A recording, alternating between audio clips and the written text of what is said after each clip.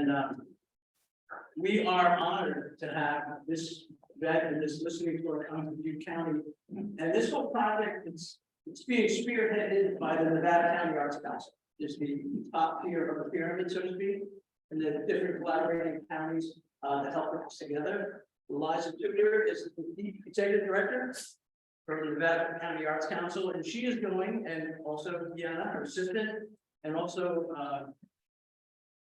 you're taking other people with you? Yeah. Yes.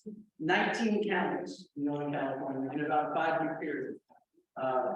They started in Plumas and Susanville because it's snow time. You better get there first. And of course, they're going to rise and finish on the coast, and then they can sweep back down. So anyway, we want to thank them for doing this. And Ali, would you like to do a little honoring for us? Yeah. For our evening? Good evening.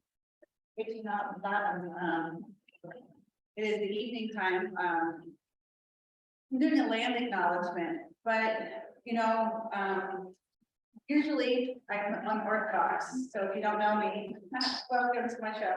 My land acknowledgement is going to be a little bit different because we have a little bit setting. So a lot of folks, so it's time to kind of have somebody say, you know, a nice blessing, bless everybody who's here, welcoming and whatnot, using her language. And I think that's really great and appropriate. But since we are doing a listening tour and we're learning some things today, I'm also a local artist, and a lot of things that I do are trying to educate constantly through traditional ecological knowledge, murals, installations, with herbs and plants and basket materials. So I am a Chico tribal member, which you don't see on this map. So that's really confusing for a lot of people. But let me explain to you why. Because this area of the world has more tribes per square inch than anywhere in the entire world. The entire world. So the reason why that you don't know all this stuff is because this is a map primarily about linguistic language. This is ethnographers studying natives and putting them in categories linguistically, and then putting that circle around that linguistic area, kind of roughly around this read, print, whatever. So these are really linguistic type understandings of this area. However, we also know that the Bayou Concal, right, where they walk the Nomalaki all the way up to the coast of Mendocino and the Nomalaki. Well, that's not written in there. You don't see that history. There's no history here.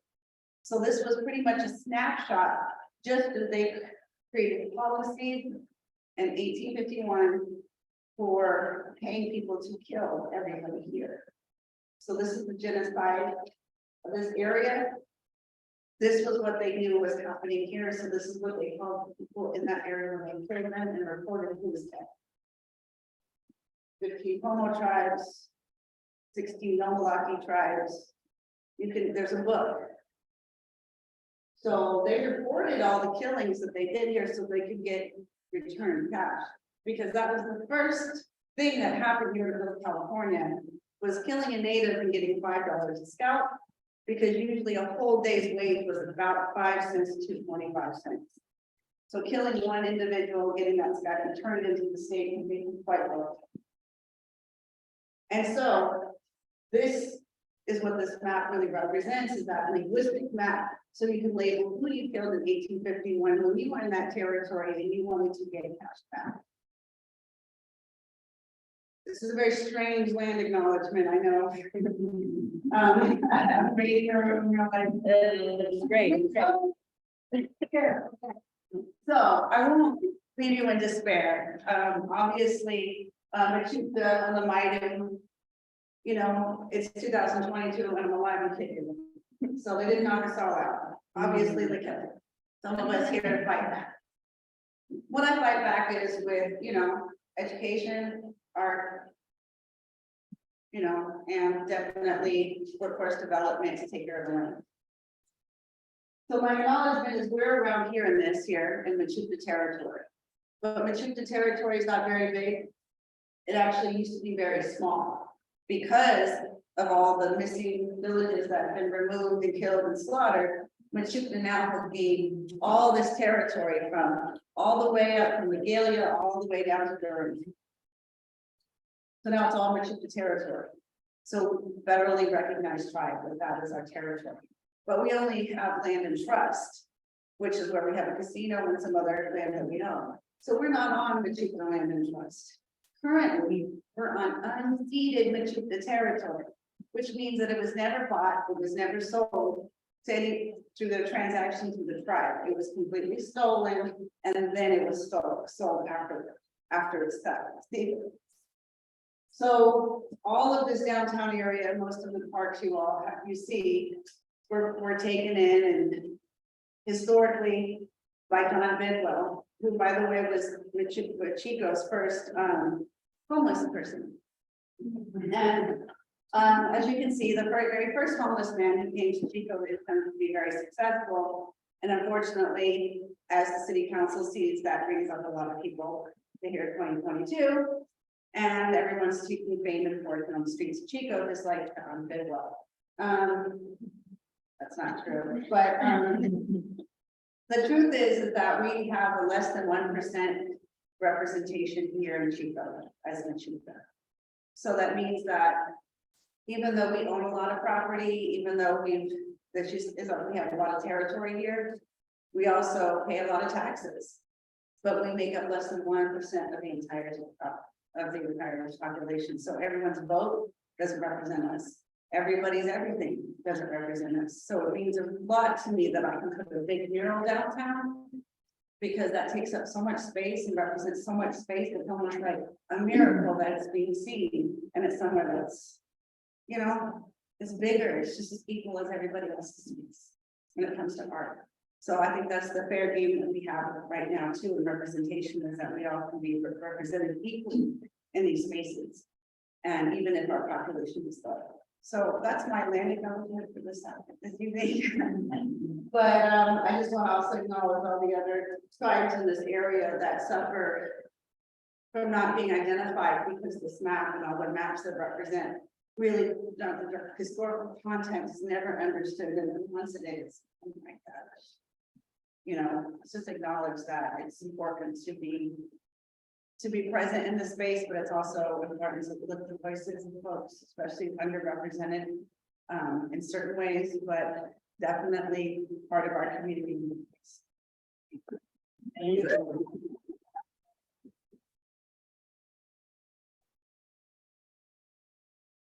So we're expecting.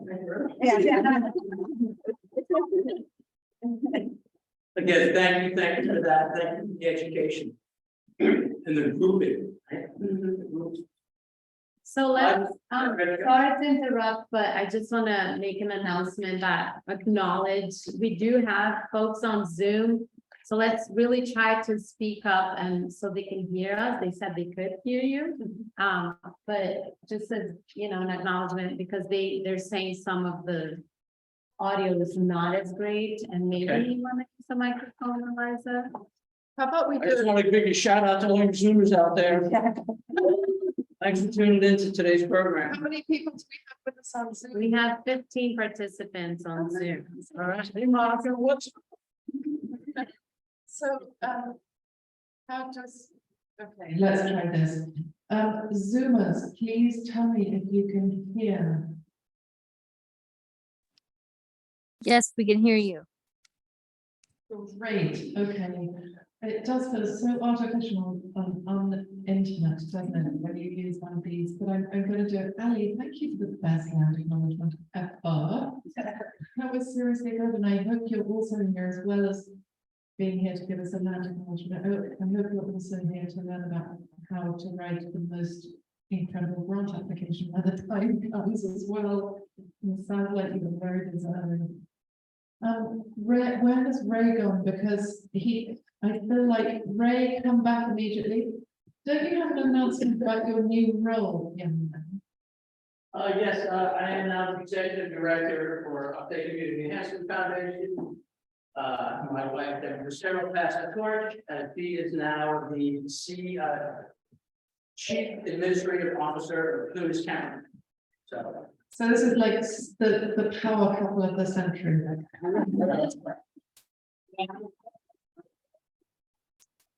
It's a new chapter, and it's gonna be fun. We're looking forward to it.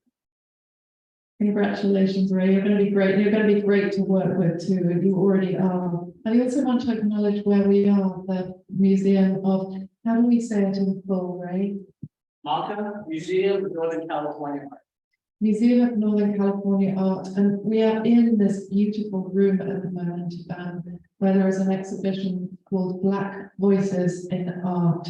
So I hope that for those of us who have not been into this room before to see this particular exhibition will linger a while and just appreciate what's on the walls. It's and the history is very profound. Thank you so much for Marco for hosting us here. Is Pat here in the room? No, she hasn't. Okay, and we have one of the board of directors for the museum here helping us welcome people, so welcome to him as well. So yes, we are here to talk about the California Creative Corps, which is a new workforce development program, an economic and workforce recovery program intended to fuel positivity, regain public trust, and inspire health and safety across California's diverse populations. That's a pretty big thing for artists to have to carry the burden, or rather delicious challenge of. What specifically is it? So let me share that the state has awarded California Arts Council close to $60 million in workforce development funding to pay directly to artists. It's so, I want to emphasize this, it's so unusual for monies to go directly to artists from the state agency for the arts or from anyone. So this is a really special opportunity, and it reminds me somewhat, in some small way, the WPA, the Works Progress Administration, that came into being on the heels of the Great Depression and lasted all the way through to part of the way through the Second World War, which put millions of previously unemployed people to work across America, but it also recognized the value of artists in all disciplines and gave artists incredible jobs from which grew amazing projects. But of course, we're 100 years on, things have changed. How do we bring that inspiration into the current, context? I know that the state is very interested in artists creating public awareness around water and energy conservation, climate mitigation, disaster preparedness and response, civic engagement, including election participation. And we might well think, what's that got to do with health? It's to do with autonomy, the voice of the individual, and the relationship of that autonomy to well-being. Social justice and community engagement and public health awareness. Again, this is like, these are all clues into what you might consider creating a project around that relates to the relative health and well-being of Butte County communities, and indeed regional communities. If as we go through this evening, you have an idea that might connect with your communities in Butte, but might also spread into neighboring counties, that's great. Regional applications are going to be welcomed. Well, as I'm getting feedback that they're still having a hard time hearing, should we maybe test just your voice without the microphone and you just speak up more? Sure. So if I have an outside voice like this, is it more audible on Zoom? Yes. Amanda? Yes, is it better without the microphone, everybody? Yes, they said Okay. better without. So at different points during the evening, we're going to, you're going to want to speak. So we need you to put your biggest voice on. And here's why. We're doing this listening tour, as Ray said, of 19 counties across upstate California. And we want to capture what you say on video so that we can refer back to it later when we're designing the grant program guidelines for the program. So we need to hear your voice. So I'd appreciate that. Use your biggest outdoor voice ever. So here's a map of California as seen through the lens of the different regions that have been created by the California Arts Council as a way to manage this $60 million of workforce development funds for artists. You can see that by far the largest area to administer is upstate California, as well as being the largest geographic area. It's one of the most diverse. We've got converging river systems, watersheds, high mountains, low deserts, high deserts, coastlines. It's extraordinary, and the space between people is extraordinary. And as we move towards the slides tonight, this diversity of geography and geology might come in helpful as a clue to how to work together. Because we know, of course, there are many different ways of looking at land and through the lens of maps. The one on the left, the map on the left that you can see here is the map that's designed for the California Economic Resiliency Fund, SERF. Has anyone heard of SERF? And this is another program that's running simultaneous to the California Creative Core, in which workforce development funds are being put to use to spur the economy and business. And then we have in the middle, anyone know what that is? Watersheds, exactly. It's a hydraulic, a map of hydraulic upstate California. And then, of course, the one on the right is the way we design our listening tours. How do communities relate to one another using transport? And so many different ways of looking at California. So again, we have 19 counties, 374 census tracts, 31% of total geography in California, but only 4.2% of the population. 3 hydraulic regions, incredible ranges in participation. Remember that we said water is an important thing. This is interesting to consider, you know, the incredible diversity of what water means in upstate California. And of course, elevation, we have from sea level to 14,000 feet with Mount Shasta. And then, you know, major economies, including agriculture, timber, ocean fisheries, mining, tourism, and energy. All these are clues to projects that you might want to consider working on. How on earth are we going to manage such a big region? Nevada County Arts Council, like Friends of the Arts, is a tiny agency. We're ranked as exemplary among around 54 county arts agencies across the state. And our intention is to work with every peer agency, such as Friends of the Arts in Butte, to make sure that we're understanding and hearing from our diverse populations across the upstate. It makes sense. We're a great network. We speak to each other all the time, and we're constantly sort of leveraging the mass that we contain through, you know, experience and knowledge to make ourselves better in terms of service to our communities. Today, we're going to be sharing with you, among other things, a tool that the state has given us. It's called the California Healthy Places Index. And it's a map that's being adopted more and more by government departments to measure the relative health of communities across California.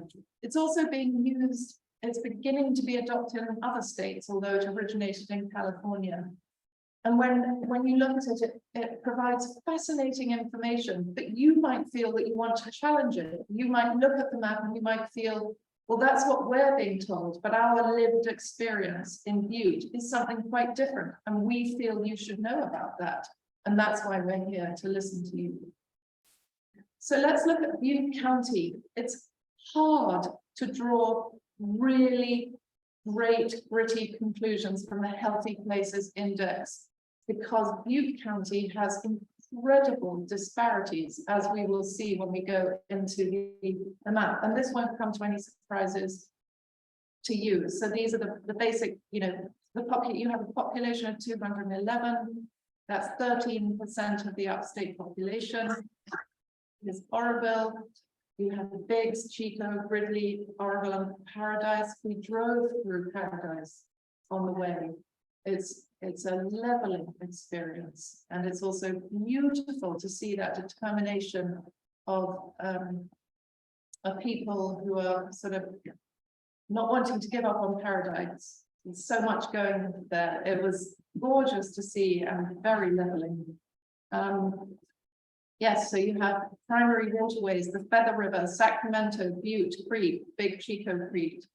You have public lands, you have Cal State Chico and Butte College, and you have the tribal lands which Alan spoke to, which of course these don't do credit to. I now want to literally study under you, Alan. Yeah. Lucky for me, I have your card. Yeah. You have so many county resource groups. We asked Ray to invite social service organizations, environmental stewardship people, units of government, everyone. And the reason we wanted folks from different sectors to come, it's because sometimes artists feel that although they may have the skills, they may not have the vision or the capacity and need to complete a major project, and they need partnership in order to build that capacity. So the community resource groups here include the North Valley Community Foundation, Restoring Our Community, Community Action Agency of Butte County, Upstate Community Foundation, Lassen Foundation. My goodness, you have so many foundations here, I can't believe it. So you need to go and seek matched funds from these community foundations right away. Do we have anyone from a foundation here in the room? Well, we need to change that. Butte Environmental Council, African American Family and Cultural Center, Butte County Youth Services, the Camp 5 Collaborative, Oroville Hope Center, Habitat for Humanity, Butte County Fire Safe Council, the list goes on. Here is a beautiful, terrifying map of Butte County fire history. What's interesting over time is noticing how, so the further back in time, the smaller the little blobs of color. So the pale green, that looks like it was probably about 100 years ago. I think the map extends through the history of 100 years of fire. And, you know, guess what? The large pinker areas are the growing, you know, largesse of fires in Butte County. Here's a perspective. This is California in general. So in the old days, lots of little fires, very different perspective on how to manage our forests, and the impact of climate change. All these things contribute to now much more devastating, huge areas of land being burnt through catastrophic fire. I don't need to talk to you about this. You know more than anyone else. One of the things the Healthy Places Index looks at is the composition of race and ethnicity.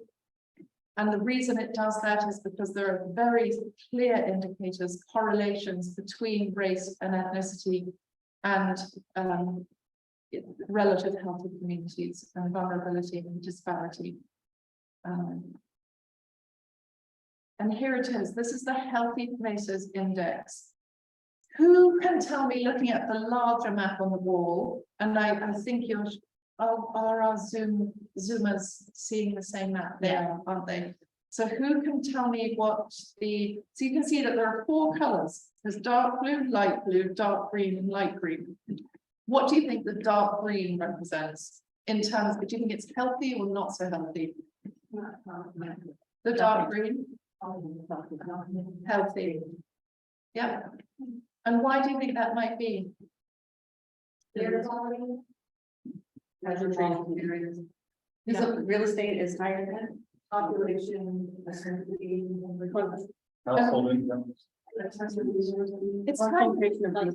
It's exactly, it's all those things. Usually, you know, the urban centers, the more densely populated areas have resources that we don't in upstate California. Clearly, look at all that blue in upstate California. So from one perspective, that it's not great, but from the perspective of why we're here this evening, it's actually great. California Arts Council would like us to somehow try to move the needle in sharing an awareness of issues that are impacting the health and well-being of communities. And it wants us to prioritize those in the darkest blue areas. So more money for the least healthy communities. So that's a good thing. It's a positive. So here we are, diving in a little bit closer to the upstate region. The default, and we're going to do a live demonstration of the Healthy Places Index in a moment. When you land on the page, and you'll have a link to this yourselves. We're going to share this with Ray, and we're going to share it with you afterwards. It defaults to census tracts. Why census tracts? It's because for the most part, they tend not to move over time. They remain historically the same, unless there are large movements of people from one to another, in which case they may converge. But it makes it much easier to track data and correlate and analyze over time. And this is, and you might ask, well, how, what is the Public Health Alliance of Southern California, who created this map that so many people are now using? What are they using to measure the relative health of communities? And this is where you might feel it starts to get sort of, a bit dodgy. Like, who are you to tell us how to measure our communities? But these are the very basic umbrella terms that you hear in relation the things that determine a community's health: economic factors, education, social, transportation, neighborhood, housing, clean environment, and healthcare access. Again, because when we burrow in on Butte County, you have areas that are really healthy according to this map, lots of dark green areas and lots of dark blue areas and lots of bits in between. It's very hard to draw conclusions. So when you're on the map, there's a way you can click down and burrow down deeper to see, well, what's really going on with, the economic life of Butte, and what's going on in social, and what's going on in some of these other areas. Now, I'd like to introduce someone that you haven't been introduced to yet, because she's with us magically through Mr. Owl here. This is called Owl. And Owl provides this amazing way for people who are zooming in to experience the meeting like never before. We all know about zooming in, and it's a sort of fairly soulless experience, but Owl has a 360-degree camera, so it can see, so someone zooming in can see everybody and hear everybody more clearly. Katrina, are you with us? Are you unmuted? I am. Sorry, I'm not there in person. So Katrina is our scientist. She's been doing all this really nerdy work, because even though we were given the map to use, we wanted to better understand the data behind it and try to dive into some communities and figure things out a little. Katrina, would you like to speak to this particular one with your own notes? Yeah. Well, we're going to open up in just a bit, and we'll go more specifically into the HPI through Eliza's awesome magic wand. But this, with each county, as we've come into an area, we've sort of looked at the county conditions overall and summarized them. And often this actually has quite a bit of useful information, because within the county where the areas are really strong and maybe not as strong. And in some instances, you might find a tract that scores really lowly in economics, but the whole county does overall. So there's a larger systemic something to look at, right? And here in Butte County, it's really interesting, because I found that this summary data you see here, I really question how useful it is, because it's averaging two extremes. You have these the per capita income statistic right there is the biggest one that shows that when you average a tract that has an average per capita income, or a tract that has the lowest tract has $12,538 a year as the average income. The highest has over 71,000. So when you mix those two together, you get a middle of the road kind of thing. And that's not really useful information for overall with the county. So I'm just going to tell you, when Eliza goes into the specific tracts, just know my sense of your county is, it is much more useful to look at the specifics case by case in the different areas. Would you like us to show this? I corrected the small correction you asked me to make on this. Would you like to speak to it, Katrina, just very briefly? I'm not sure if I'm seeing what you're on. Let's see. You're in the live. Oh, on this. Okay. Yeah. Well, so this is my cheat sheet, and I didn't know you were going to get to see it. But since I'm not there, I guess you on the spot. Since I'm not there, it brings me in the room. But just know I would have made it look a lot prettier and all that stuff. But we're going to go in, and I suggested to Liza it'd be most useful to look at track 30.01 first, south of Orville. This has the lowest, what's called HPI percentage overall. That's where they take all the different indices and average them. And this also has the highest of the two of the tracks that have the highest Native American population. But what's really worth looking at is the economic variables.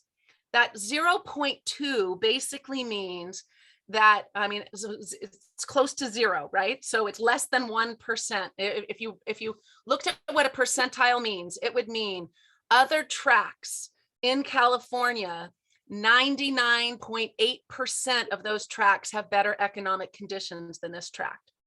So I think that that's super important for the hone in. What's going on? What are those variables that lead to that? And as Eliza is so great at always asking, what can artists do? What can they bring to the table?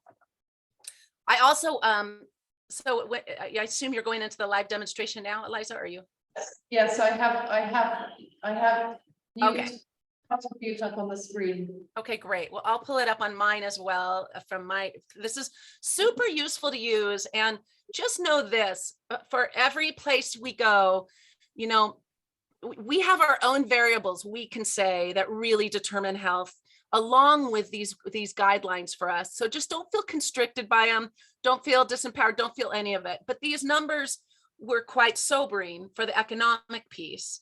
And if there's anyone there that someone wants to particularly open up of those economic ones, why don't you let Eliza know and she'll show you how she can open it up for more details.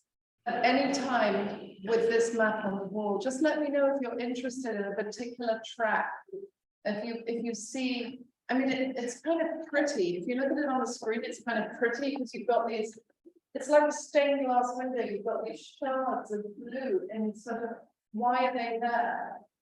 Wherever you see pale, it may not be that appear to be the least healthy, but there's something making it blue and not green in the first place. So if you're an artist with an awareness an affiliation, an association, an emotional connection with one of these pale blue areas, for example, you might want to burrow down and see what is it that's bringing that community down according to this way of measuring health. Before we leave this tract, I think I most of all wanted just to highlight and have you notice the educational score, because this sort of surprised me here. Overall, you know, it's 24 percentile, but that bachelor's education score is something to pay attention to, because that's obviously the one bringing it down. And in other counties, like when we were up in Modoc or up even in Lassen, you know, a lot of that made sense because access to going on for continued education was quite challenging. You had to actually leave your home and area. So given that you have a lot of college resources there, you know, I have some curiosity about that and, you know, want to hear from you all what your thoughts are on that. And just before we leave that, you know, did you say education? Yes, we were looking at education, weren't we? So and if you want to, when you're by yourselves and you're looking at this map yourself, and you want to know, well, what's that got to do with, I mean, my response is always, well, that's just privilege, you know, but let's have a look at the meaning of the bachelor's education piece in connection with health. So you can click on any one of these areas and it will say, what does this indicator measure? And what's the connection with overall health? Everybody should have the opportunity to seek higher education and to go to college if they choose. A college education is essential for many higher paying careers, and it also helps people develop the cognitive skills and knowledge necessary to make healthy choices.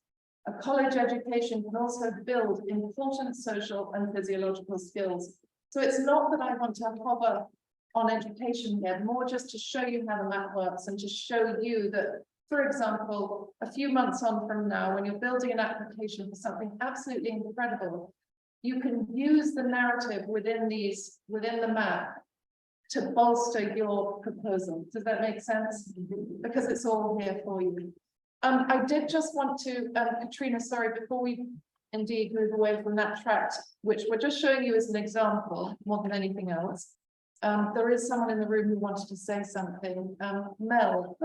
We were just saying, And could we examine one of the track for Chapman Town, the dark blue right under Chico? Under the O. Oh, The O in Yeah. Chico. And that's where we live, and that's where a lot of folks here, you know, we work with a lot of people. Okay, that sounds for great. part of Let's town. go expand into it a little, Yeah, like this. So at the moment, we're expanding in on Chico, which is seriously beautiful. You literally create a mural of this. And then, which one is it? that one. Yeah. This one? No, it's Under the under O. the O. in Under the Chico. O. This one here. That one, yes. Okay. So Which we're track now- number? We're at Track 13. 13. Okay, So I'm gonna just get out of that and then I'm gonna click on that. Okay. So every time you click on an area, a tract, it opens up the rationale on the left-hand side. So we're looking at tract 13. And here's what we are seeing. What it- Neighborhood.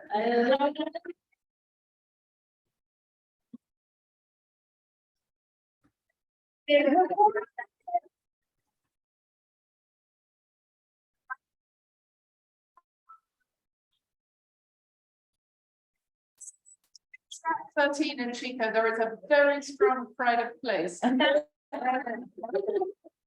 is great. So what are we seeing here? What do you want me to look at first? Economic, education, social, transportation, housing. Do you want me to look at housing? Yeah. Okay. What you want to do is look at where those little black vertical lines are descending into the dark blue areas. Mhm. So here we go. Katrina, would you like to speak to this? That tracks. Oh, yeah, I know that one. Yeah. That's perfect. Would you like to look at housing compatibility or knowing which one? the sound is sort of all like getting all muddled with a lot of voices from this end, so it might be just best to not add to the muddle. But I mean, I think right away looking, yeah, you hone in right away, looking at housing habitability. I had a lot of curiosity on that. If there's a lot of red flag homes or, you know, what's the situation? Well, I think it was, it was originally county. A lot of that area is still county, has not been annexed into the city of Chico. And so they have different zoning and building codes in that area. And a lot of that hasn't been, updated probably in the last 50 years. But that has a lot to do with habitability, I think. So what do these percentiles tell you when you look at it, Katrina? Does it mean that only that 98, that basically 1.3% or 1. Yeah, I think I'd most of all, again, look at how that track compares to the county average. And, the county average is much higher. So what, trying to bring forth, one thing is, I think it's asking a lot to have artists try to tackle these problems that quite a few resource managers and social service people and everyone have been battling for a while. But what are things that have worked in the area that could be applied elsewhere? So, thinking about those when you have a county higher average in areas, One thing I found huge success in is traditional ecological knowledge. As a basket weaver, it is about having a healthy ecosystem. I cannot weave baskets. I can't get the willow sticks that I need, the roots that I need without land tending.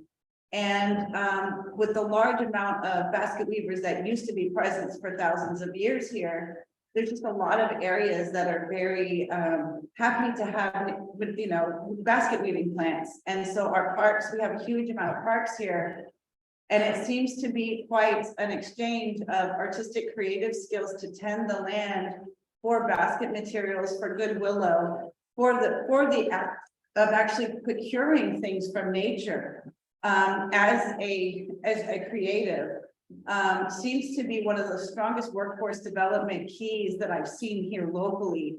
And the immersion, or I'd say the acculturation of a traditional science that's place-based and applying it through the arts, not only for basket materials for land tending, but also for apothecary herbs and things to be gathered and collected and put in places that seem to beautify not only the smell of the place, but the feel of what people are doing.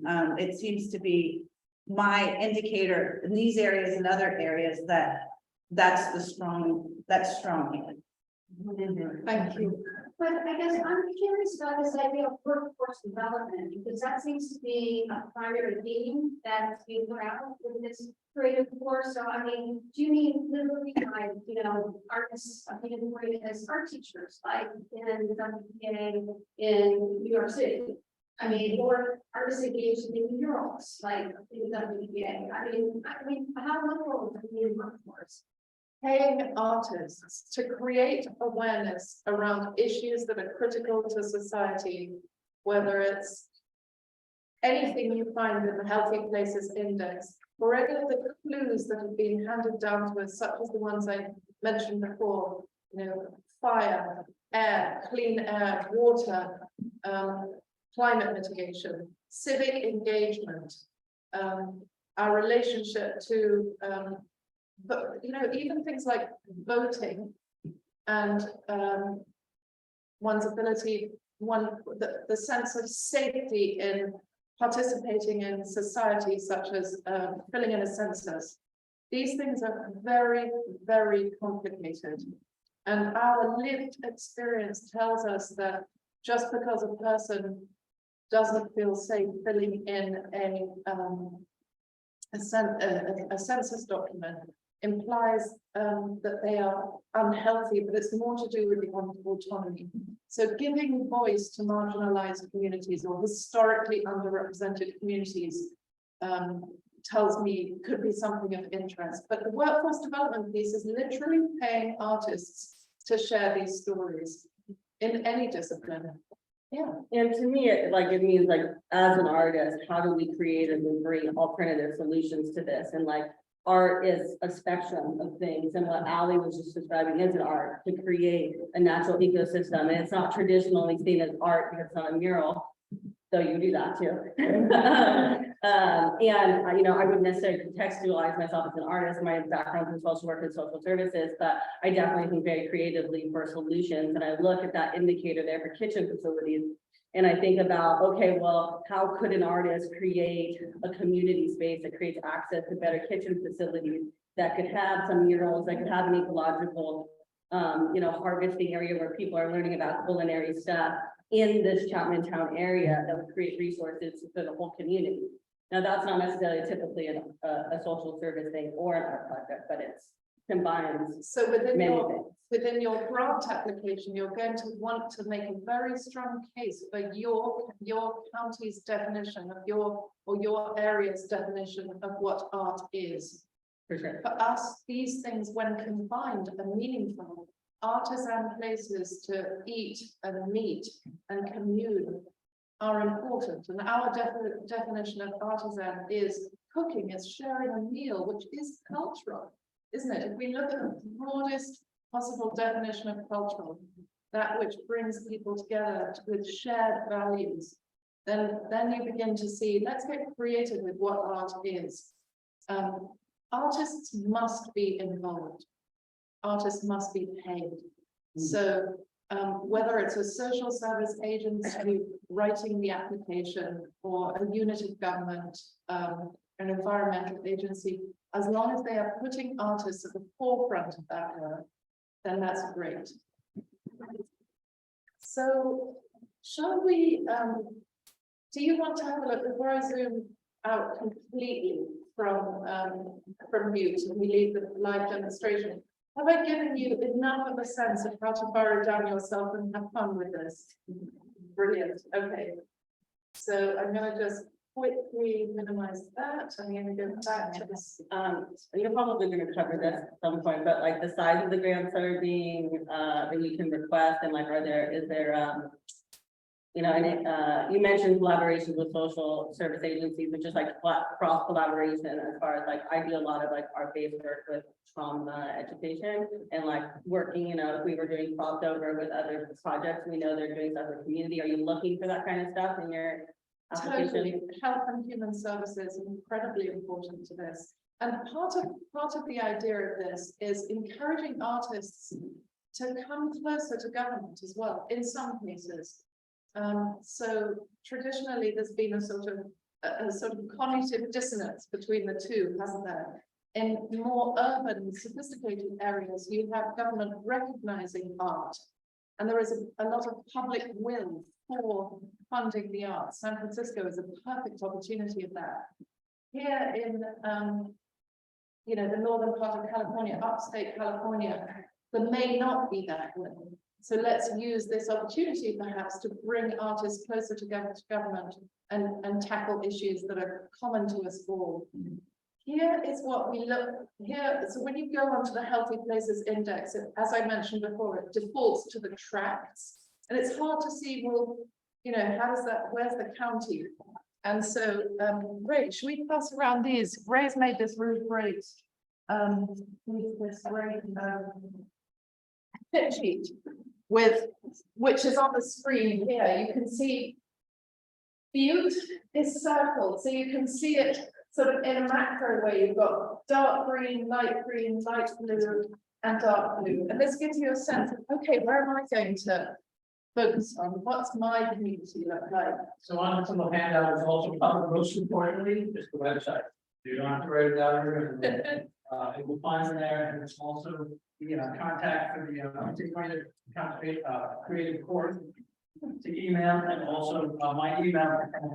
Yeah. It's on. Yes.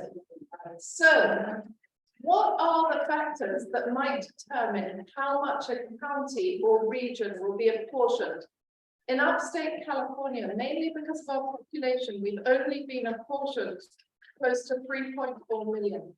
So do we divide them up as counties? Is it a political county line thing? If that were the case, it would be maybe 180,000 per county.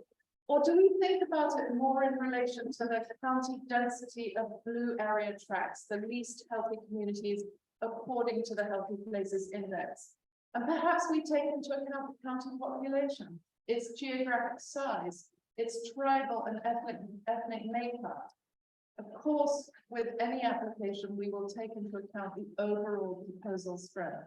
That's going to be very important.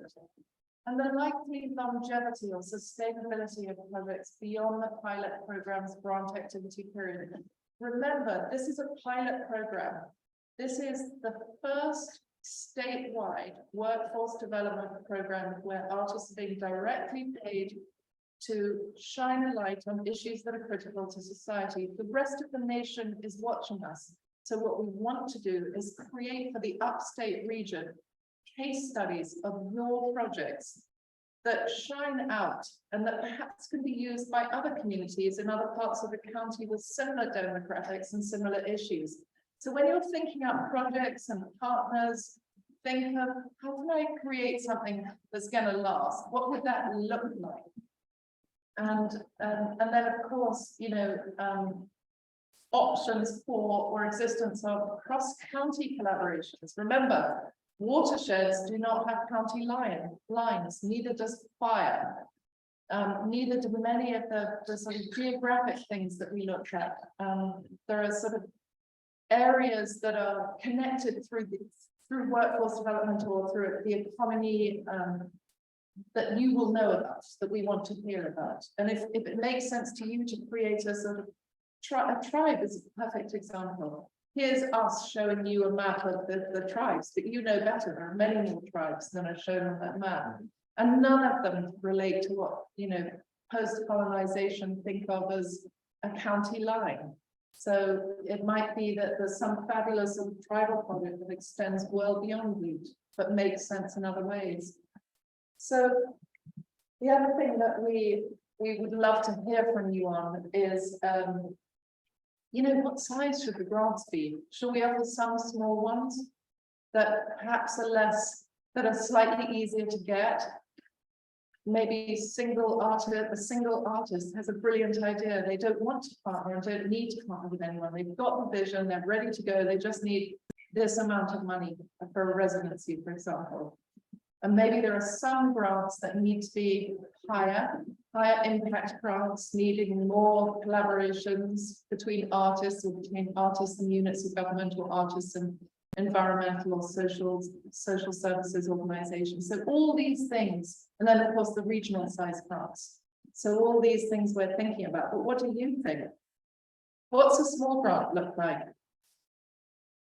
Yeah, I think things just to kind of keep in mind, the cost of living. I mean, if you think of a regular grant for some artists full time, you're hitting hundreds of thousands of dollars.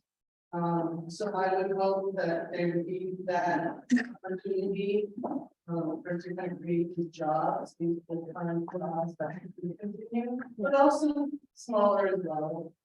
Yeah. So enough for an artist to live on for a year and create said project, right? So there would have to be some sort of aim from the individual artist about how they wanted to spend that year. And that's what we'd want to hear from in your grant applications. I love it. And what would that look like? What is a reasonable wage? What is a reasonable annual? So you'd have to tell us. What about small residencies, simple grants for residencies? Those have helped me a lot. Have they? They have, because of my time. I'm also executive director of a preserve and a reserve. I'm an artist. I'm also a mother of 5, and to put some stank on it, I have a daughter who's blind and has seizures and cerebral palsy and is in a wheelchair. So my life is really hemmed up. So sometimes these inspirations to do small installations are admin through museums and small nonprofit, art collaboratives. And then I get to go in and just compete on a really local level for a small amount of installation time. It still gives my name out there. It still gives me, but then I can have a beginning, middle, and end to that project. And that's basically where I want to be, is sometimes I can have a project that lasts a year long because I don't have that time, but I do have time to invest 3 months into a major project. I can go in on a local level and it's beginning, middle, end, and I'm out. I can go on to my next project. So for you, for example, you like that idea of the beginning, the middle, and the end, and you have something and you know it's going to end soon, and that for you provides the accessibility rather than having to commit to something longer. But for you, it might be that you need the stability of a year-long program. Yeah. Yeah. I like the idea of the cross-county regional size grants. I think that there's a lot that can be done crossing over from Chico to Oroville. I feel like there's a lot of resources in Chico, a lot of people that are concentrated, lots of skills that could be helping to bolster some of what's happening in Oroville. Obviously, there's a need there, but you need significant amount of money in order to do that kind of crossover and get the artist paid. Do you want to dare hazard a guess as to what you're looking at, like a ballpark? 250,000. Okay, so pretty big. Yeah. And how many artists would that employ? 10 to 20. Okay, love it. We got that. Let's make sure I'm gonna have to like trawl through these videos afterwards. I actually think that a lot of artists that have their own business, whether it be a tattoo shop, a museum, what would be clever art, an art business, they seem to need a lot of support sometimes to hire people. And I do see them needing like long-term, to be able to bring someone for as an apprentice for a whole year and be able to fund them for that. Yeah. They were forced to be difficult, like, if you have a project, you have a project, you have a program, and having funds for a director for that is very difficult to find. It's easy to find funding for your project, you think, but for an actual workforce, you didn't have that resource, it would be very good. And I feel like with the cross-county grants, like to kind of tailoring to what they're talking about, like accessing some of those people, they're not gonna necessarily come to cities like this. They're not necessarily gonna write and have the skill to apply to certain things. So having a resource that has funds that those people have more developed relationships with will get that money out to those groups that you probably can't reach as easily. I love it. And so just so you know, the way we've modeled, and I'm very aware that someone in the back has what would like to speak as well. Just so you're aware, this is our listening session before the, you know, the guidelines go live in the sort of early part of next year. But Ray, as executive director of Friends of the Arts, he is going to be available to like get special interest groups together. You know, who isn't in this group right now that needs to be aware of this and that could make great partners. And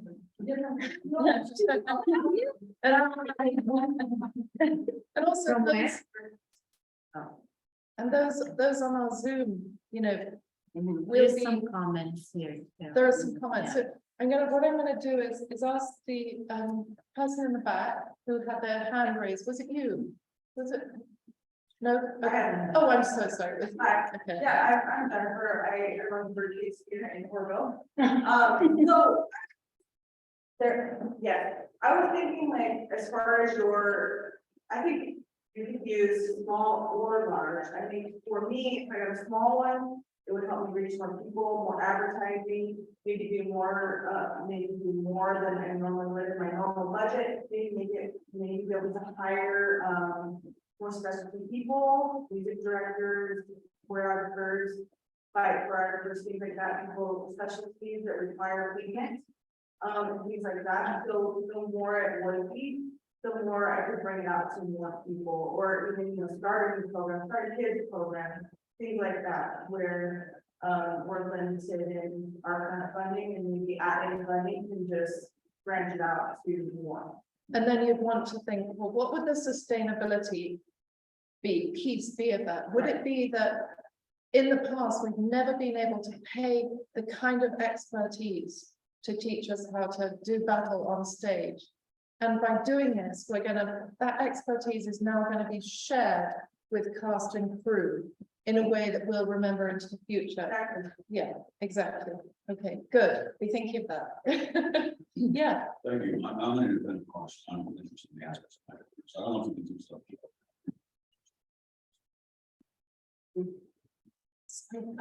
I missed that because you. I'm sorry.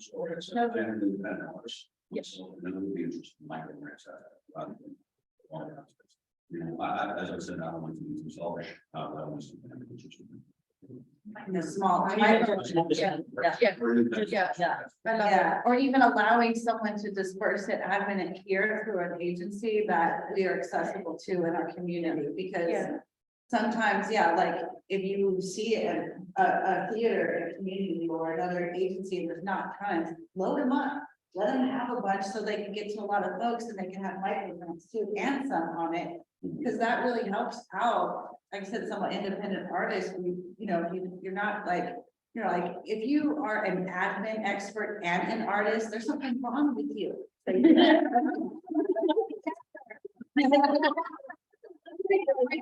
Thing, yeah.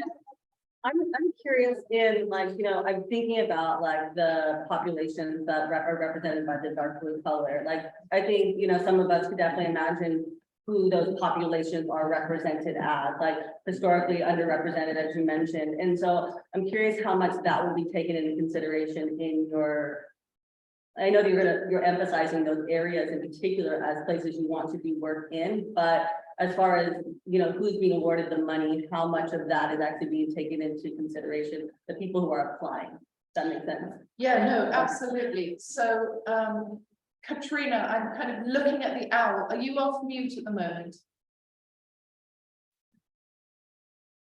Will be. It takes me a while to find that button. What was the question? So we're thinking about this at the moment, like what is that algorithm? Basically, what makes this accessible? What makes it fair? And what makes it meaningful? I guess I just wanted to add, because historically, if you look at who has had greater access to arts in general in our history, it tends to be more affluent than those in the lower socioeconomic categories, which are represented by those colors. And so I'm just curious, like how much that, like, is there a rating scale? Are you taking that into consideration? Are they prioritized in a certain way? I'm not Yes. saying it has to be, but like, Yes. my mind is curious. California Arts Council would like us to focus on areas that are in the lowest quartile of the Healthy Places Index. Now, in some counties, like in Nevada County, that makes it pretty difficult for me because I'm the executive director. So forget Eliza, who's leading the California Creative Corps, and think of Eliza Ray's equivalent in Nevada County. Our county is mostly light blue. So, you know, my constituency in Nevada County is thinking, well, you know, all the money is going to go to all the other counties, and why is Eliza, you know, blah, blah, blah. However, even if you look at the pale blue areas, there is something making them blue to begin with. So burrow down, find what it is that's going on, and build a case for support about it if you feel it has integrity, and we will look at that. But for sure, those areas of the map that are very dark blue, they're pretty obvious places of where to start, aren't they? And I'm looking at the owl again, which really means I'm looking at Katrina and our Zoomers. Katrina, we're thinking hard about this algorithm, aren't we? I have a lot of fun with Eliza, where I like to just mess with her by making it look like a really complicated equation with all these indices in the beginning, you know, all this stuff.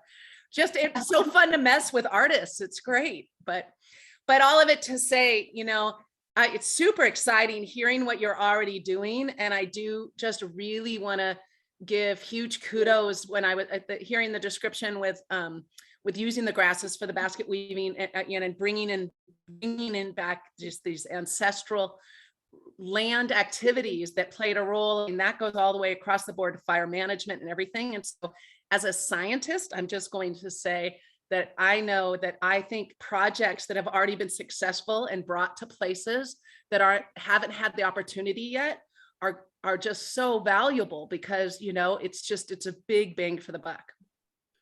And But it just depends what Eliza does with the equation and all of the input from her SLPs. Again, back to my dad head. So remember too, we're meeting with communities across the upstate. So it's so interesting. So we'll be putting all these thoughts together. But just to go back to defining what art is and defining what culture is, and remembering that how society tends to be happier and therefore healthier is when it's communing. So often unhealthy communities are those without access to communing. How is it that we meet? And tying that back in with the development, the creation of redefining of culture and therefore art. Yes. Am I to understand correctly that there may be grants supporting independent artists? Oh, yes, I bet. I wasn't quite sure. Yeah. Because honestly, I see quite a bit of a problem in our community because of zoning issues. I see that there are honestly territory zoning where it comes to like smoke shops and things like that, different facilities too close to residents in an area where the youth go. I think this is an industrial scheme, honestly. I think it's an industrialization. I learned about this in other areas of my travels where like the industrialization is implemented on community style or power place. And as I see, there's a whole bunch of areas that have been robbed of this resource for many years. And I think this is the reason why California has such problems with freedom of press and freedom of speech and aspects like that. Interesting. Yeah. Well, thank you. I love that you say that. Just remind me of your name one more time. David. David or David? I go by Davey. It's an honor. Davey. Okay. Okay, thank you, David. So when you're putting together an application as an individual artist and for a size that you feel makes sense for you, you know, put that in there. It relates to some of the themes that we mentioned at the beginning, like social justice and civic engagement, doesn't it? So you can like hold on to those phrases that you saw, and we'll be giving you this presentation in the next couple of weeks. You'll get this. We've also translated it into Spanish as well. So, you know, look at those things and let those drive you and drive the application, and therefore it will be sort of from you, from Dave, right? Thank you. Yeah. I just had a comment too. My name is Lauren, and I really appreciate what you were saying about the neighborhoods and just like kind of directly kind of connected to the neighborhoods, because I'm not from Chowtown, I'm from South Campus, so that's another one of the dark blue areas, which is a lot of, majority is low income housing and student housing, so that's probably why it's also affordable. Yep. Area to live, just like out and out, but there's also a lot of art there too. And I was thinking, like, when we were talking about how there's certain areas in our neighborhoods where there's been a lot of, either they've been trashed, there's a lot of crime in certain areas, and I think it'd be a cool idea to maybe like reclaim those areas. Like there's a shed that's kind of on one of the streets in our neighborhood that gets graffiti like constantly throughout the year, every year. Like it's almost never tagged. And so like it would be really cool. I've been thinking for years, it'd be so cool to have a mural on that shed so that there's less of an incentive to tag it there. And so like if there's a way to like really target parts of those neighborhoods that are like the cedar areas and really bring and turn it around and like make that area where like the art kind of leaves from, I feel like that would be really powerful. I'm turning it around. I love appreciate that. what you said, yeah.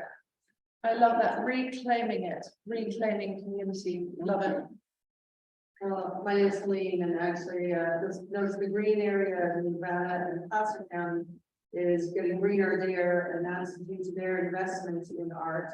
They put in the TAL, which is the Target Artist Law, and they use affordable housing money. Those laws, and I gotta try, everyone go up in there and take a look at that. They use their railway, it's a horrible depleted crime area. They have revamped that whole area. Their partner list was like the California Tax Credit Allocation Committee, the California Community Reinvestment Corporation. So there was a lot of state and other government help in revitalizing that area. These laws are actually low income affordable housing, mixed use zoning, so you have to change zoning in some of the areas. So, you know, we can go around individually, like that whole area you're talking about, you can make that shit a focal point, you do mixed use and then turn it into something that's affordable housing that a lot of artists can use. I think more things like this town project that you're seeing in that green area up in there would be beneficial in our area. And it would create an affordable base for people to go out and the micro grants and the other things, because then you're connected. And you have an artistic community that would really Love it. Yes. My name's Janice, and I'm just really excited to see the opportunity. I think, I don't know if I have the steam at this point to make a proposal, but I know in the past, whether through mini grants or city commissions, the public art that I've done, has been so expensive for me and lost income from other opportunities for the time, the help I needed to pay for to complete the job, the low budgets, the vision that was there. And I think it's so important to offer these opportunities because, you know, it wouldn't have been survivable for a lot of people to have that opportunity. But I was lucky I was able to serve, you know, I was able to do the project, but it was very expensive. Are you saying that the monies you received were not enough to cover those expenses? Absolutely not. I Yeah. didn't have the funding to take care of the materials cost as well as support to make the project happen, but I desired to do the project. I wanted to contribute, and I had an idea, a vision that was really important for me. And so I'm just excited that this is happening so that other people can have the opportunity. Well, it sounds like you made a big payment in service to the arts. And I almost want to sort of like challenge you a bit. The California Creative Corps, there will be monies for materials. I want you to kind of come back around and do a little circle and think of something that's manageable for you and make sure you put in there, you state the budget required with the materials to lend you that capacity. this happens so often with artists. There's a little bit of money, but it's not quite enough to see the project through, and you're expected, there's a sort of implicit understanding that your vision will carry it through, and it's not fair, is it? So this is about how can we make it fair? There's some comments here on Zoom. Yes, let's Before we great. have a whole list here. Okay, and if you can speak quite loudly.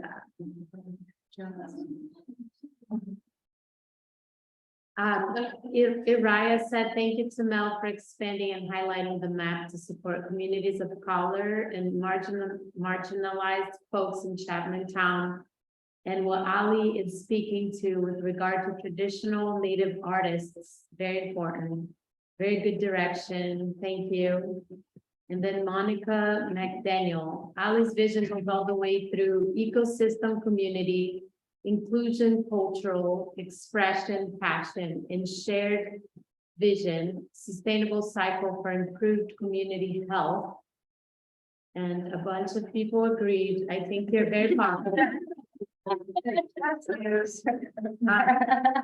Utilize more of Robin's teachings from braiding sweetgrass.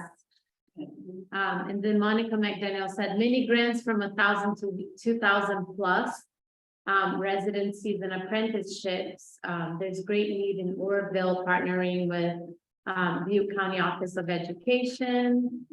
Multi-tiered, was Uriah, a multi-tiered funding approach would be good to work with what already is established. And see money as well for new grants and creating new community projects and programs. Fostering already existing agencies, that's another comment. Having monies specifically allocated for BIPOC, Black, Indigenous, Latina, Latinx, Latina, and Latino, Asian, Pacific Islander, Middle Eastern, and communities of color, LGBTQ, QT, BIPOC, elder, disabled, poor and low income, and marginalized communities. We deeply that funding here. I think she means we deeply need that funding here in NorCal. Funds first to Indigenous artists and cultural programs should definitely be a priority, as all reside on Indigenous lands. Ensure our differently abled friends and neighbors are encouraged to apply for arts funding too, so accessibility. And I would also like to see projects that include a land recognition component to help highlight Indigenous cultural programs. And yeah, that's about it. Comments there. That is a very engaged, remote participation.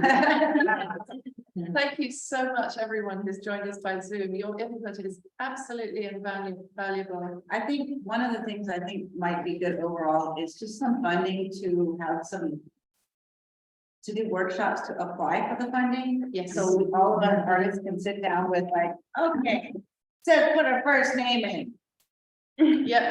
First name, everyone take their turn, but if we came with our application to a workshop, or it was on our laptop and we could have some help with that. Yeah.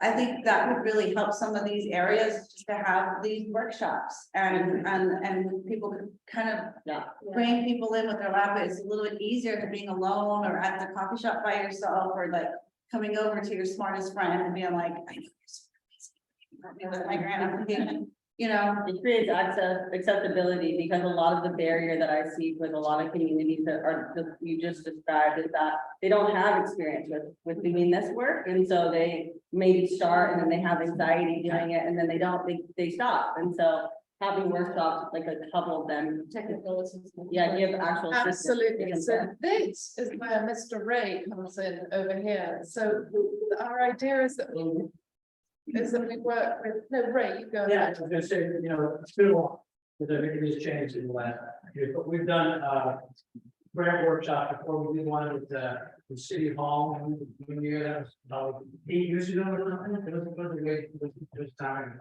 But definitely, that's another aspect that can come from California Arts Council to help support their state local partners in presenting this. Because once you learn how to do it, once you get that knowledge, And if 20 people that were here took that workshop, but then they're working with their other friends and that, then they can guide them along the way. Exactly. And the other thing I wanted to throw out there as an arts person, not as, relationship between Butte County Office of Education and getting children's arts back into the classroom.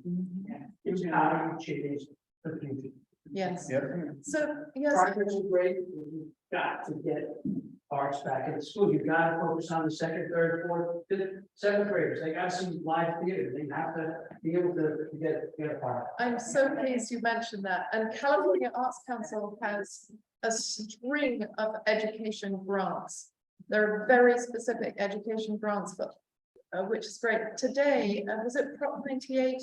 Oh, 28. it's just passed. Amazing. Do you want to speak to what that is? Sure, it just passed, it's a new day, I really congratulate everybody who has kept the vision of arts education alive for the last 30 years. But I guess this point where we've got this huge majority passed of this proposition. Yeah. So it's like 1% of the state budget will be allocated to hiring credentialed art teachers, art, music, drama, media arts, dance, in K-12 schools. So it really emphasizes that in schools. So It's absolutely fantastic. So where I don't caution you against, but I want you to be aware that it's a good moment for education. California Arts Council has a variety of different education grants that are not the California Creative Pause. So please research that, and Ray himself will know where to lead you for that on the website. Having said that, I think there's a real place for intergenerational learning within the California Creative Pause. What does that look like when you translate it out into the community? How can you bring that into your work? Some of you may have better ideas now. Did you have your hand raised? Come on. If you could speak up, we'd love to hear from you. Yeah, for one, I'm really excited about this program being here. I've always felt, for Northern California, it's kind of lack in art. I'm a full-time artist and I just moved back last year from living in 10 years. So being back to Chico, I definitely see a little more art going on, a lot more makers going on, selling things, which is amazing. But the one thing I feel like I learned living in the Bay, but also traveling on as a full-time artist, is there's certain places that they're just more open for people to do art projects. And so like business owners, for example, they're okay with people painting on their walls. They're okay working with local artists. But when you come to an area like this, it seems like there isn't that open arm for that education that business owners have. And some of them, speaking from experience, because I actually do footwork, I go out and ask business owners, would you like a mural? For example, and most of the time I met with, oh, that's a great idea, I've never thought about it before, or it's, I don't need it, like, this is something I'm okay with, it would be written on napkin on my wall, or something like that. So like, there's those barriers that always just prevent artists have to do it. And also, say in low income areas or something like that, right? Especially I live in Oakland, there's plenty things like that going on. The art community is huge, so it's way easier to access, I guess, connecting with other groups or other artists and funding, because it just seems like it's more normal. And then I come to a place like this, and it just seems like it's oh, things are a little different. So having funding really helps. But also there's the new construction. So what do we do about having, so I got an idea, so there's these new buildings coming up, they should be next to art. Having to tap into that. So with this is great. What's your name again? Micah. Thank you so much. And it's so nice that you've returned now to Chico. I just want to throw, Monica, you were on the main driver, but Monica Daniels is part of the Chico Arts Commission. We used to, and again, I think part of what we asked here is actually. 20 years ago, it wasn't like that. It was a different environment. Culturally, we have shifted. It is happening throughout the world. Everything has gotten a little more, whatever it is you want to call it. But it was much more open and, but there used to be an element that, new construction, you have to have X amount of market, consideration. I don't know if that's the Is standard. Monica available to speak? She's to that? doing, well, I'm on the. She's lovely. And I've gone to Chico, and there is one going, that we actually have, there, it's being done along the river. Yes. Standings, and they're actually going to the schools and having students draw. And then the mosaics are being built and installed into the wall. The walls are being built if you're driving down that road. So yes, we do have projects that are funded through that, yes. Yeah, lovely. One of the things here that you'll see is that I'm a muralist and you really have to be sneaky about social justice issues if you're going to promote them publicly here. A lot of business owners do not want to promote the equality of LGBTQ or somebody who was shot by the police. So these things actually make up a community. It helps heal us. It helps us deal with the trauma, whether things were right or wrong, either way. Art is a medicine to a lot of these issues that are around us. But we do have a lot of closed minds when it comes to social justice issues. And so environmental justice issues are kind of the only one you can kind of get away with sometimes, like the salmon, you know what I mean? And stuff, but it's really hard to really to take the Irish approach to art and really get them and make them cry, feel stuff, that's real good art. I hear what you're saying. I hear what you're saying. We have the same in Nevada County where one kind of has to use the open palm diplomatic approach rather than the closed fist approach. Because then we find that we're not putting off the people whose hearts and minds we wish to win. So I know, and I trust that this community knows how to do that, to push that needle. Was there anyone who hasn't spoken yet that would like to speak? Oh, okay, you first and then you. Sorry. Okay. I have a question which takes us further down the road in terms of this whole process. My question is, once you get application for grants, who's going to determine them? They get some. Yes. So who's going to read over the massive amounts of information and paperwork and decide which ones get? And how long is it going to take? Because it seems like you're kind of projecting that this is a quick turnaround, and I'm not sure how that really is going to function. So that's just a question that I have. As far as shifting culture, people don't want controversy. So business people, they don't want to put a mural up that's going to cause people to not come to the person's business. They need to make a living and they don't want controversial.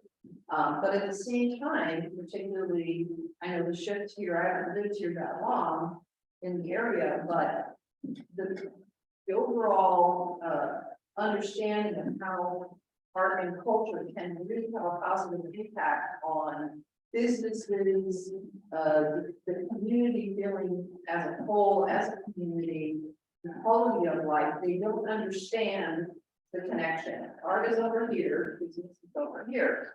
And somehow there needs to be more of that education of the people who they don't understand what that connection is. And I've observed that a lot since living here. I know, I understand it relates to what Michael was saying too. During COVID, we adopted an incredible program that the San Francisco Arts Commission and others in Portland have used called Art in Storefronts, because there was so many storefronts laid bare. And we thought, wow, it was really successful in Portland and in San Francisco. Businesses are going to love it. But it was really hard convincing them that what we were doing was an heroic act for them to show that business and innovation were alive and that we were making it beautiful and not here empty, that we were open for business symbolically. I know what you're saying, but we have to keep trying. Yeah. Your question about, and I'd like to move on to you, your question about, it was about who's going to decide who gets the money. We will create the grant guidelines, the algorithm, if you like, for the monies and the application in collaboration with all our state local partners. So that's Ray and the Rays of all the other counties with input from you, which is happening now. Then we'll have local and regional panels. So if you apply for a local project, it will be evaluated by a peer review panel from within Butte County, with Nevada County as the administering organization just sitting in, one individual, 3 of you, 1 of us. Does that make sense? And then if you have a larger regional scoped grant, Gianna and I were just talking about this, we need to have a sort of regional panel, you know, anyone, any region, any community within a region that is being, we would have to put together a regional panel for it. Yeah. Does that make sense? Yeah, so the applications determine, you know, how the units are gonna be structured. Exactly. Okay. And then in terms of the time, do you mean the grant activity period or how quickly you get your money? How quickly do you get information back? After you've and applied. then the money. Ideally, it's, Different things. I know, We get this money, but it comes like 6 months later. no, it won't be 6 months, it can't be. Because that we have to be able to feed back. So we were working backwards from September 2024 is when Nevada County Arts Council, as the administering organization, will need to feed back the relative success of its program across the whole upstate region. So working back from there, we're going to need you time to, you know, report on your progress, having received funding, and you need time to implement your project. Our aim is to keep the process as simple as possible, of course. And so we're looking for impact and we're looking for, you know, local accountability. And we will do our darndest to get it out the door to you as soon as possible. Thank you. Hi, I'm Lisa. Thank you for hosting this, by the way, and thank you all for being here. Thank you everyone on Zoom also. I speak for the children. I work with children in theater and have for many years. And recently moved back to town. I left for about 6 years and now I'm back. An idea that I had is something that became an idea of mine in 1988. And I always have a lot of ideas. Coaches about what I do with the front burner. This particular idea, though, falls in line with this particular grant. I have a question about the pilot aspect of it and the longevity of it. You answered one of my questions just now, saying that we had to have it basically wrapped up by fall of 2024. The idea that I have, I see it happening for many years. And when you say pilot program, does that mean it's just one time and done? Is there a possibility the grant would be resurrected again the next year? You know what I'm saying? I do. What is the longevity of the possibility of really maximizing on it? The idea of this is one-time funding from the state. However, there's a little bit of a ray of sunshine in there, in the fact that the state agency for the arts, California Arts Council, is calling it a pilot. That hints that if it is successful, if we can create projects that other communities can benefit from later, that we can move the needle even a little, we're going to continue with it. So we want to shine. We want you to shine. We want you to go out, keep talking, get the people who weren't here into another room and talk with them, and share this out and start thinking out projects. And you have a head start. As far as I know, we're the only region in California that is having a listening tour. So visiting, 19 counties in 5 weeks, that's a major task, and it's because we care. We want to hear from you. And we also know that in rural, we might take longer. We're further apart, we don't have the resources, we're going to have to be extra innovative and extra savvy to make this work, and we're going to do it. So we wanted you to have a head start. So fingers crossed, let's make something really great, really sustainable to the extent that we can. And then let's go back and ask for more money. Eliza, can I dare, I'm raising my hand. I'm sorry, I didn't show it. Just the, oh, We can hear you, Katrina. Or maybe not even. Katrina? sorry, it's going in and out. I'll write it up. Okay, great. Did someone else have their hand up? Yes. Yeah, hi, David Leonzing from Paradise. I'm actually here representing several Paradise Arts organizations, and part of the spirit of our recovery in Paradise is the vision of recreating our community as a destination for the region, fine arts and culture experiences. And currently, the Paradise Arts Theater and Culture Hub, which brings together Golden Nugget Museum, North Buffalo Hall Foundation, Paradise Arts Center, Theater on the Ridge, the Paradise Recreation and Parks District, and the Chico Travel Council. We're now looking at the potential of co-locating on a common campus so that we can drive traffic past each other's doorsteps. Nice. And create a magnet for fine arts and culture experiences on the Ridge. Like a cultural district. There we are. So, so we have a $50,000 grant from North Valley Community Foundation for us to begin the process of creative placemaking and engagement in our community. But it's a matching grant. We have to raise the next $25,000. We have to raise the first $25,000. When we do that, they'll match $25,000, which ends up expanding it to a $75,000 grant opportunity. It's wonderful. So part of the question then, what I'm leading up to is it going to be possible to apply to this grant resource to satisfy a matching grant from a private foundation? Gianna, could you write this down and make sure? I just received an email from California Arts Council. Each administering organization has been designated one person within the state agency for the arts to have conversations about this. So I'm going to ask, we've been asked this in other places. I'm actually amazed it hasn't come up before this evening.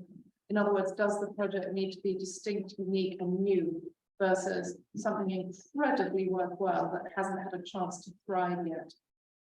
So it's a really good question. I'm going to need to get back to you. Have you all given us your email addresses? Yeah, well, I was thinking that might be an opportunity because some of the work that I have through TEK, Eco Village, that kind of, you know, it would be like, yeah, like a Eco Village visiting education, but arts combined basketry. That hasn't really been put into that project yet, so just to let you know, you should come in. Oh, yeah. Just, if I may be allowed, just a brief commercial. Our very first collaborative, so Paradise Arts Theater and Culture Hub, the acronym is PATCH. And our several organizations are having our very first collaborative concert, a Patchworks presentation at Theater on the Ridge at Boston Flyers. If you would like to take one. Next Wednesday, we are hosting a concert with Simon Lynch, who is half Danish, half Greenlander. And he was among the first to come into our community post campfire to lighten our spirits. And we are celebrating this 4th anniversary by having him in our midst again. Can I make a quick comment on what you just mentioned about the idea of having multi-grant work with it? I would be specific in saying this is Paradise, California. Everybody knows Paradise, California. No other area in the state, this is unique in Butte County because of both properties. A transformation from 25,000 people overnight. That doesn't happen. It just doesn't happen. So they might, they're like thinking about, you have to think that, you have to think outside the box. Yeah. Actually make the new move. Yeah. And things like that, where it's like, well, we want to do individual projects, we fall short, it's like, let's turn the 50,000 to 200. Yeah, really make that. Yeah, just by adding one simple project. Just remind me to make one more time. David Leon saying, David, can I also encourage you to look up the California Cultural District Program? In 2017, in 2015, an assembly bill, a piece of legislation was passed that gave California Arts Council the mandate to go forth and create California cultural districts, state designated areas with a high density of cultural assets. 47 communities across California applied. Ray's amazing Deborah, who we spoke of earlier, who was the former executive director of Friends of the Arts, created an application. She was directing Shasta Arts Council at the time, created an application for Reading. Meanwhile, I worked with my colleagues in Nevada County to create applications for the High Sierra and the Gold Country, and we were successful. They were never funded, cultural districts, and for the first time in 5 years, there is now 30 million in the budget that California Arts Council will be administering to fund the inaugural 14, but to go out and create new California cultural districts. I think you have a strong case for support.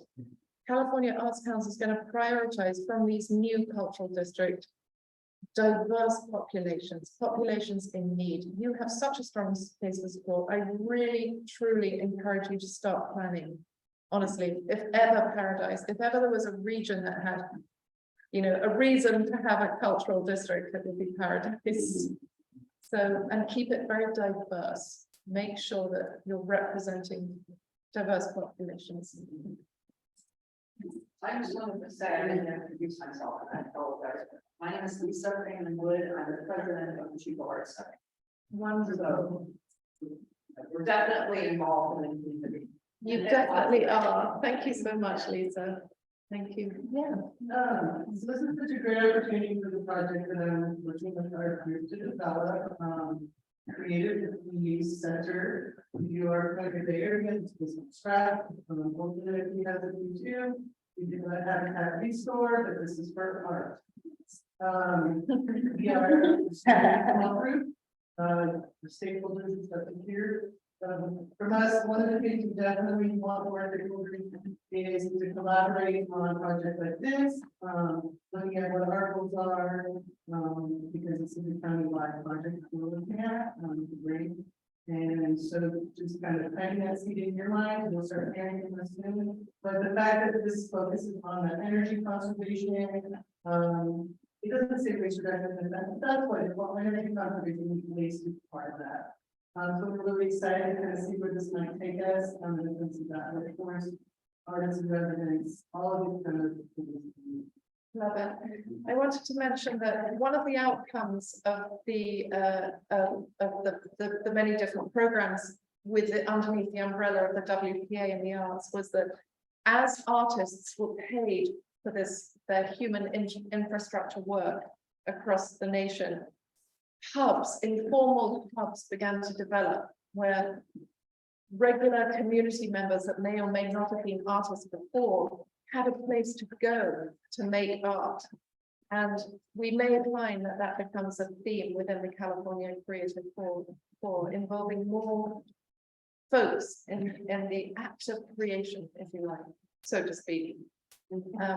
Anyway, yes, you at the back, I knew you had your hand up before.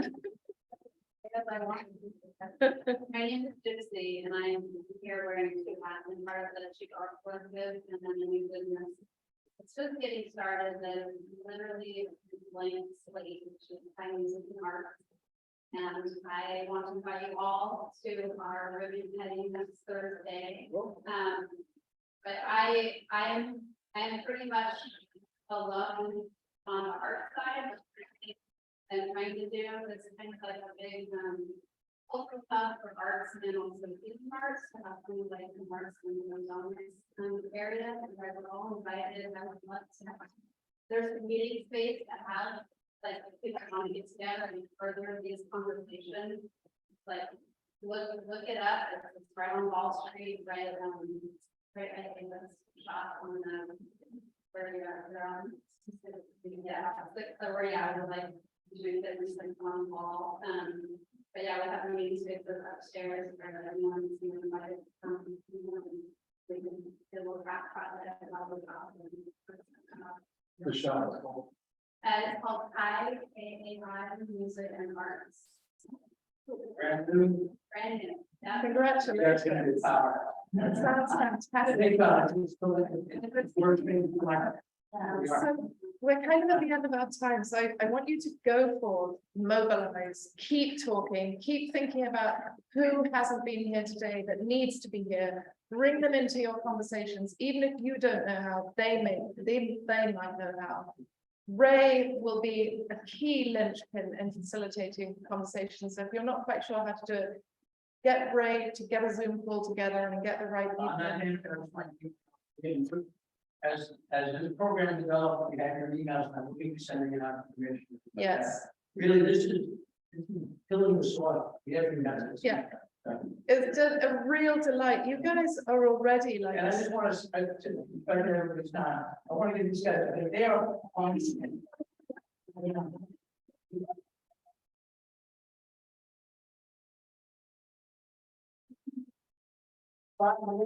Yes. Big number 9.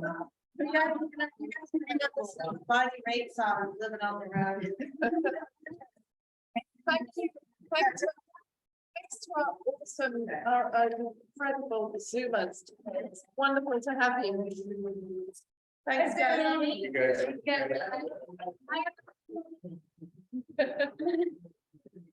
You are too.